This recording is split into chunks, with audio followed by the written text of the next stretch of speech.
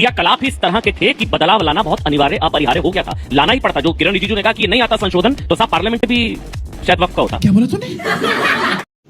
तो रुको जरा, सबर करो। क्या क्या बदलेंगे प्रधानमंत्री जी? इतिहास बदलेंगे, भूगोल बदलेंगे, समाज विज्ञान बदलेंगे, संविधान बदलेंगे, देश की लोकतंत्र को बदलेंगे, देश की सोच को बदलेंगे। बस यही हमारा एजेंडा है।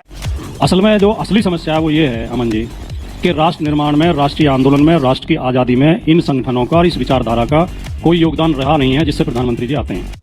यही नहीं, अभी और सुनिए। तो इनके पास बताने के लिए, गर्व करने के लिए कुछ बातें हैं नहीं। बात तो सही है।